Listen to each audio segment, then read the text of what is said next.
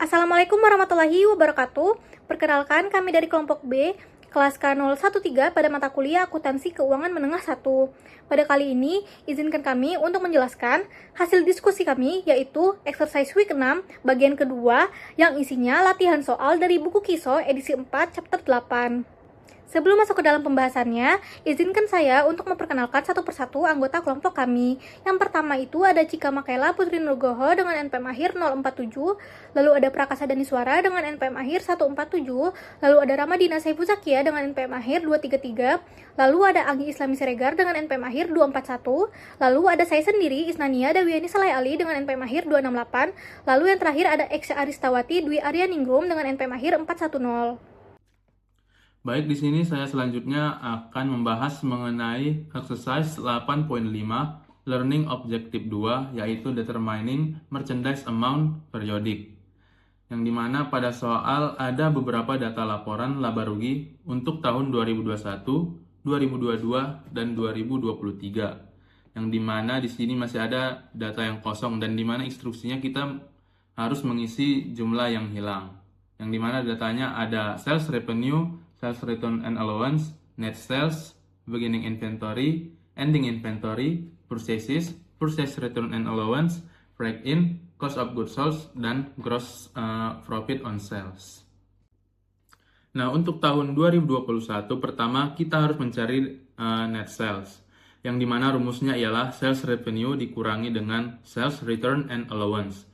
Jadi 290.000 dikurangi 6.000, yang itu dimana hasilnya sebesar 284.000. Lalu kita mencari ending inventory. Karena datanya ini berurutan per tahun, maka ending inventory 2021 yaitu sama dengan beginning inventory pada tahun 2022. Nah, kita tahu di tabel beginning inventory pada tahun 2022 ialah sebesar 32.000. Maka ending inventory 2021 sama juga dengan beginning inventory 2022, yaitu sebesar 32.000. Lalu terakhir kita mencari purchase pada tahun 2021, yaitu dengan rumus COGS pada sistem periodik, yaitu COGS sama dengan beginning inventory ditambah purchase dikurangi purchase return and allowance ditambah break-in lalu dikurangi ending inventory.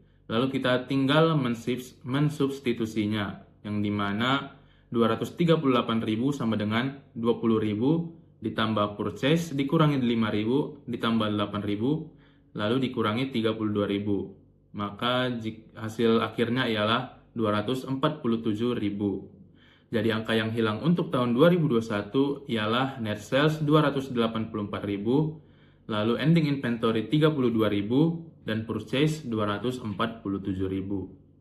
Lalu selanjutnya ke tahun 2022, yang dimana di sini mencari sales revenue, ending inventory, lalu COGS. Yang pertama kita harus mencari COGS terlebih dahulu, yang dimana rumusnya ialah gross profit sama dengan net sales dikurangi COGS. Berarti COGS sama dengan net sales dikurangi gross profit. Artinya 347.000 dikurangi 91.000. Hasilnya ialah 256.000. Setelah itu kita mencari sales revenue pada tahun 2022. Karena rumus net sales ialah sales revenue dikurangi sales return and allowance, maka sales revenue sama dengan net sales ditambah sales return and allowance. Jadi 347.000 ditambah 13.000, yaitu sebesar 360.000. Selanjutnya yaitu mencari ending inventory pada tahun 2022 dengan rumus periodik yaitu COGS sama dengan beginning inventory ditambah purchase dikurangi purchase return and allowance ditambah break-in lalu dikurangi ending inventory.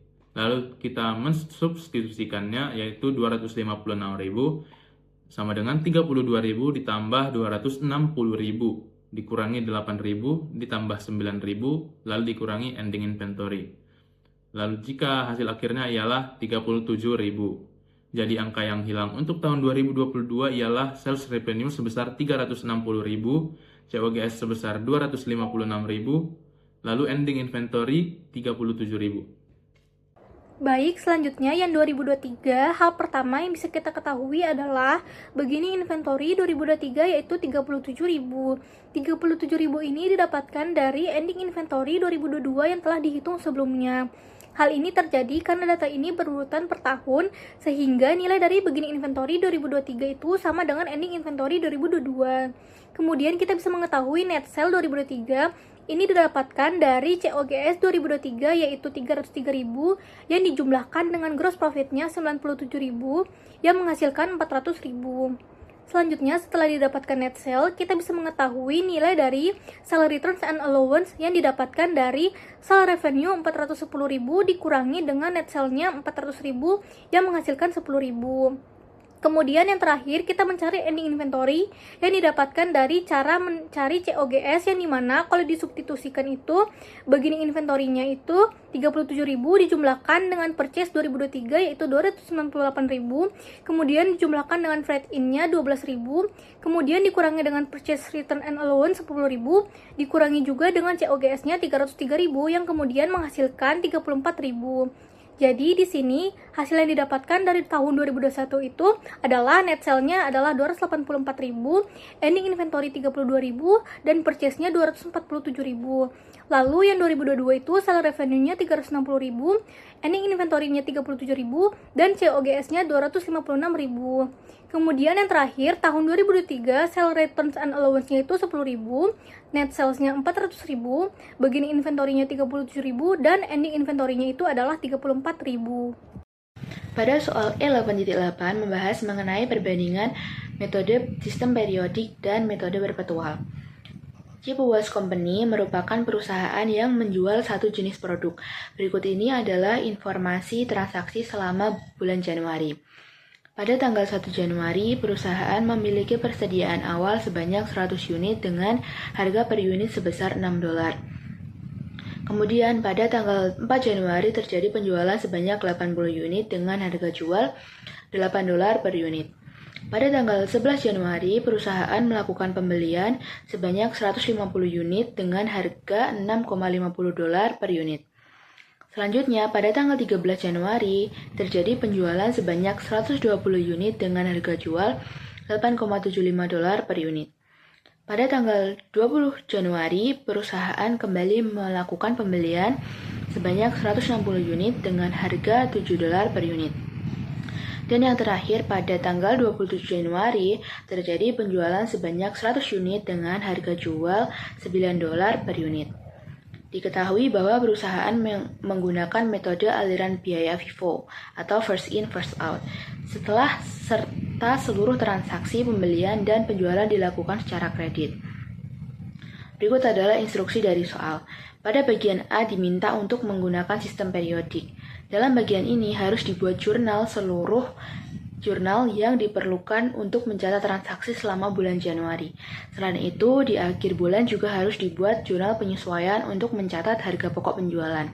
Diketahui bahwa hasil perhitungan fisik menunjukkan persediaan akhir sebanyak 110 unit. Pada bagian B, diminta untuk menghitung laba kotor atau gross profit dengan menggunakan sistem periodik. Pada bagian C, diminta untuk menggunakan sistem perpetual. Pada bagian ini, seluruh jurnal transaksi juga harus dibuat. Namun, pencatatan persediaannya dilakukan secara langsung setiap transaksi, termasuk saat penjualan dengan mencatat harga pokok penjualannya. Dan pada bagian D, diminta untuk menghitung laba kotor atau gross profit dengan menggunakan sistem perpetual. Selanjutnya, kita akan masuk ke pembahasan setiap soal. Pada soal ini diminta untuk mencatat jurnal dengan menggunakan sistem periodik. Nah, karena menggunakan sistem periodik, maka persediaannya tidak langsung dicatat setiap transaksi, tetapi dihitung di akhir periode. Pada tanggal 1 terdapat persediaan awal sebesar 600. Nah, ini tidak dibuat jurnal karena sudah menjadi saldo awal. Pada tanggal 4 terjadi penjualan sebanyak 80 unit. Dicatat account receivable di debit sebesar $640 karena perusahaan menjual secara kredit sehingga piutangnya bertambah. Dan sales di kredit sebesar $640 karena pendapatannya bertambah. Selanjutnya, pada tanggal 11 terjadi pembelian sebanyak 150 unit. Dicatat purchase di debit sebesar $975 karena pembelian menambah barang dagang. Dan account payable di kredit sebesar $975 karena pembelian dilakukan secara kredit sehingga utangnya bertambah. Pada tanggal 13 terjadi penjualan sebanyak 120 unit. Dicatat account receivable di debit sebesar $1.050 karena piutangnya bertambah. Dan sales di kredit sebesar $1.050 karena pendapatannya juga bertambah. Selanjutnya, pada tanggal 20 terjadi pembelian sebanyak 160 unit. Dicatat purchase di debit sebesar $1.120 karena menambah pembelian barang.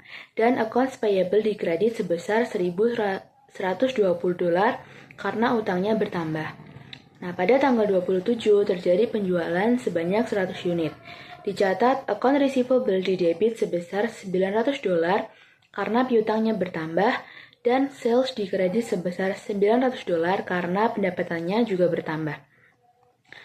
Pada tanggal 31 dilakukan penyesuaian karena di sistem periodik semuanya itu dihitung di akhir. Diketahui persediaan akhir sebesar $770. Kemudian dihitung HPP atau harga pokok penjualan. $600 ditambah dengan $2.095 dikurangi $770 hasilnya $1.925. Lalu untuk jurnal penyesuaiannya adalah inventory di debit sebesar $770 karena mencatat persediaan akhir. Cost of goods sold di debit sebesar $1.925 karena itu adalah beban atas barang yang dijual. Purchase di kredit sebesar $2.095 untuk menutup akun pembelian. Dan inventory di kredit $600 untuk menghapus persediaan awal. Jadi penyesuaian ini dilakukan agar saldo akhir sesuai dengan kondisi yang sebenarnya.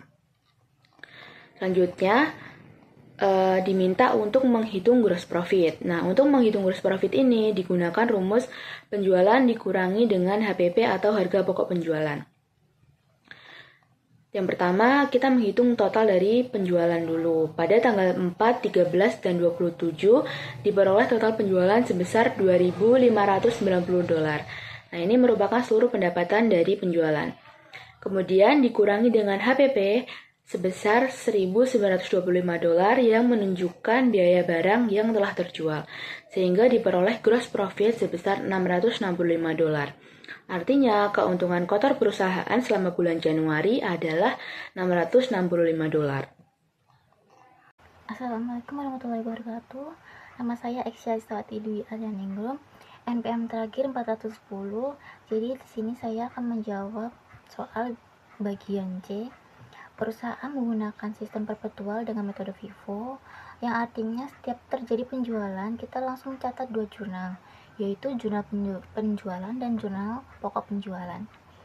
Pada tanggal 4 Januari, perusahaan menjual 80 unit dengan harga $8. Jurnal yang dibuat adalah debit account receivable sebesar $640 dan credit sales revenue sebesar $640. Kemudian dicatat harga pokok penjualan sebesar $480 dengan mendebitkan cost of goods sold dan mengkreditkan inventory. Tanggal 11 Januari terjadi pembelian 150 unit dengan harga $6,50. Jurnalnya adalah debit inventory sebesar $975 dan credit account payable sebesar $975. Tanggal 13 Januari terjadi penjualan 120 unit. Penjualan dicatat sebesar $1.050. Harga pokok penjualan dihitung menggunakan FIFO sehingga total COGS-nya sebesar $770. Tanggal 20 Januari terjadi pembelian 160 unit dengan harga $7. Jurnalnya adalah debit inventory sebesar $1.920 dan di kredit account payable sebesar $1.120. Yang terakhir, tanggal 27 Januari terjadi penjualan 100 unit. Penjualan dicatat sebesar $900 dan harga pokok penjualan sebesar $675. total cost of goods sold selama bulan Januari adalah pokoknya total semuanya itu ya, itu totalnya $1.925. Terus saya akan menjawab juga soal bagian D. Kita menghitung gross profit menggunakan sistem perpetual. Jadi total penjualan dihitung dari seluruh transaksi penjualan selama bulan Januari, yaitu penjualan tanggal 4 Januari sebesar $640, tanggal 16 Januari sebesar $1.050, dan tanggal 27 Januari sebesar $900. Jadi total salesnya adalah $2.590. Cost of goods sold dari bagian C tadi itu adalah $1.925. Jadi gross profit dihitung dengan kurangkan total penjualan dengan harga pokok penjualan, sehingga gross profit sebesar $665. Jadi demikian laba kotor perusahaan selama bulan Januari adalah $665. Terima kasih. Perkenalkan, nama saya Cika Makela Putri Nugroho dengan NPM 25013010047. Di sini saya akan menjawab exercise 8.9 L03 mengenai FIFO and average cost determination dengan soal Lobinco Company record of transaction for the month of April was as follows. Sini ada purchase dan sales pada tabelnya. Kemudian untuk instructionnya, assuming that periodic inventory record are kept, compute the inventory at April 30 using FIFO and average cost. Kemudian yang B, assuming that perpetual inventory record are kept in both unit and dollar, determine the inventory at April 30 using FIFO and average cost.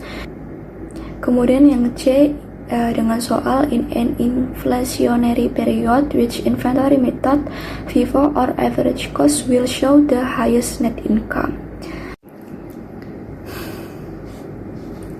Kemudian di sini ada jurnalnya atau tabelnya.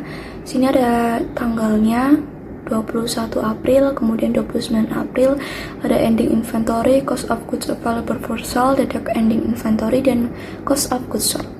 Nah, yang pertama, kenapa bisa muncul tanggal 21 April sebesar 300 unit, kemudian unit cost-nya $6.60, kemudian tanggal 29 April dengan 500 unit, kemudian unit cost-nya $6.79. Jadi total barang tersedia itu kan 5.300. Nah, total terjualnya itu 4.500. Maka sisanya itu 800 unit masuk ke ending inventory.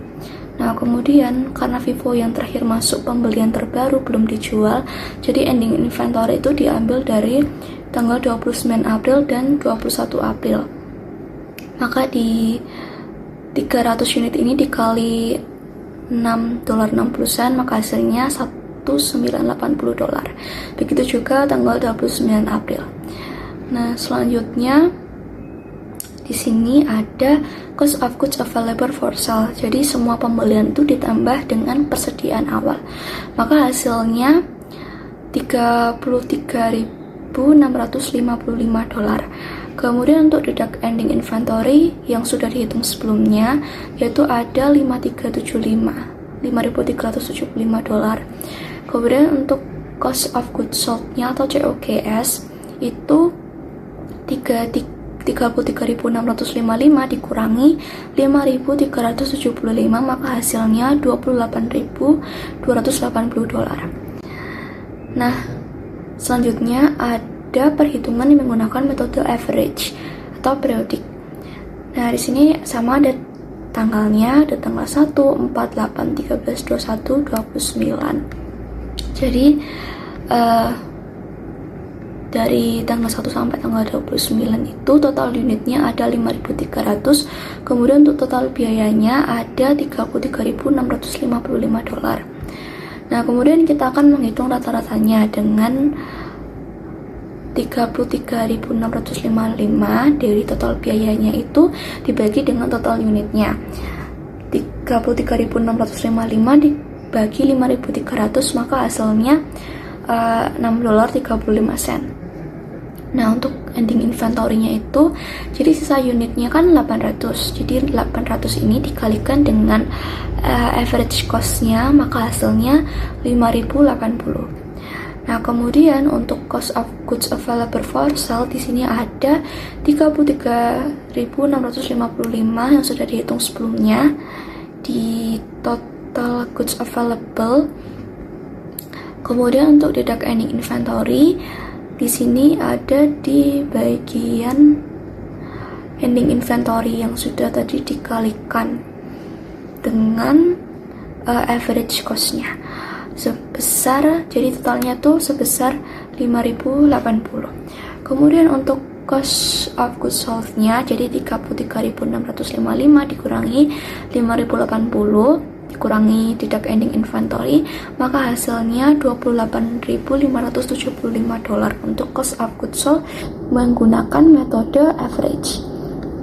Nah, jadi di sini untuk perhitungannya dari kedua metode tersebut terlihat bahwa metode FIFO itu menghasilkan nilai persediaan akhir yang lebih tinggi dan harga pokok penjualan yang lebih rendah dibandingkan metode average. Nah, hal ini tuh dapat terjadi karena dalam kondisi harga yang cenderung naik, FIFO itu menggunakan harga lama yang lebih murah untuk menghitung harga pokok penjualan. Baik, perkenalkan, nama saya Prakasa Daniswara dengan NPM akhir 147. Jadi di sini saya akan menjelaskan mengenai perhitungan persediaan perpetual dengan metode FIFO dan juga average. Sebelum dalam pembahasannya, perhitungan persediaan perpetual yaitu perhitungan persediaan yang dilakukan setiap kali transaksi itu terjadi. Jadi ketika transaksi terjadi di hari itu, maka terjadi pencatatan di hari itu juga. Nah, untuk metode FIFO sendiri itu memiliki arti first in first out. Jadi pada metode FIFO itu barang yang dibeli terlebih dahulu itu harus dikeluarkan. Jadi pada saat terjadi penjualan, yang barang yang dikeluarkan pertama kali, barang yang dikeluarkan adalah barang yang dibeli pertama kali. Jadi sebagai contoh nih, pada tanggal 9 di sini ada penjualan. Pada persediaan tanggal 8 sebelumnya itu ada barang sebanyak 100 untuk nominal $6 per unit, $6 per unit, lalu ada 1.500 barang untuk harga $6,8 per unit, lalu ada 800 unit barang dengan nominal harga $6,40 per unit. Lalu pada tanggal 9 itu terjadi penjualan sebesar 1.300 unit. Maka yang dikeluarkan terlebih dahulu adalah barang yang memiliki nominal $6 sebanyak 100 unit. Karena barang tersebut adalah barang yang dibeli pertama kali, maka barang itu yang harus dikeluarkan juga pertama kali. Sehingga dalam kartu persediaannya ada dua barang yang keluar ya. Jadi barang dengan nominal harga $6 per unit dan juga barang dengan $6,8 per unit. Karena barang yang dijual dengan harga $6 per unit itu hanya ada 100 unit, sedangkan yang dibutuhkan adalah 1.300. Maka sisa dari 100-nya itu dialokasikan ke barang baru setelah harga $6 per unit itu. Lalu untuk pembeliannya, jika ada pembelian barang, maka barang itu nggak dijadiin satu dengan barang sebelumnya. Karena kan harga barang ketika kita awal beli dan terakhir kita beli barang itu pasti harganya itu beda. Sehingga pada metode FIFO barang tersebut dipisahkan agar nilai barang itu tuh tidak berubah-ubah gitu, jadi tetap konsisten, sehingga margin yang didapatkan itu lebih besar gitu dibandingkan ketika nilai barang tersebut harus dijadikan satu dengan nilai barang yang sebelumnya. Selanjutnya saya di sini akan menjelaskan mengenai perhitungan persediaan perpetual untuk metode average. Jadi untuk metode average di sini itu adalah metode yang menggabungkan dua harga, lalu dicari rata-rata dari harga itu per unit. Sebagai contohnya di sini pada tanggal 4 itu ada, sebelum tanggal 4 itu ada persediaan ya, di balance-nya itu sebanyak 100 unit dengan nominal $6. Lalu pada tanggal 4 itu terjadi pembelian barang sebanyak 1.500 unit dengan total nominal $1.120. Maka untuk mengetahui rata-rata dari harga barang per unitnya, yaitu total unit barang yang barusan dibeli ditambah dengan total unit barang yang sudah ada di persediaan, lalu total harga yang baru dibeli ini ditambah dengan total harga barang yang ada di persediaan sebelumnya, lalu dibagi dengan total harga dari pembelian yang barusan dengan persediaan sebelumnya dengan total unit yang sudah ditambah oleh persediaan yang ada, sehingga didapatkan hasil rata-rata barang per unitnya yaitu sebesar $6,08, dan seterusnya seperti itu, sehingga dapat diketahui total akhir persediaannya yaitu $5.033,96. Jadi dalam periode inflasi, metode FIFO itu menghasilkan net income yang paling tinggi, karena kan metode FIFO ini membebankan biaya pembelian yang paling awal gitu, jadi harganya tuh paling rendah, jadi HPP-nya itu jadinya rendah, maka laba kotornya itu dan laba bersih itu akan menjadi lebih tinggi dibandingkan dengan metode rata-rata gitu, karena metode rata-rata itu menggabungkan dengan nilai yang awal-awal yang murah dengan nilai-nilai yang baru aja dibeli gitu, jadi nilainya gabungan antara nilai paling rendah dan nilai paling tinggi, sehingga secara biaya per unitnya itu lebih murah dengan metode FIFO gitu, karena dia menggunakan biaya barang yang dibeli pada awal periode yang notabene itu lebih murah daripada barang yang dibeli pada saat-saat akhir periode. Jadi seperti itu. Cukup sekian pembahasan soal dari kami, yaitu dari kelompok B. Semoga bermanfaat dan mohon maaf jika ada kesalahan dalam penyampaian. Kami tutup dengan salam. Wassalamualaikum warahmatullahi wabarakatuh.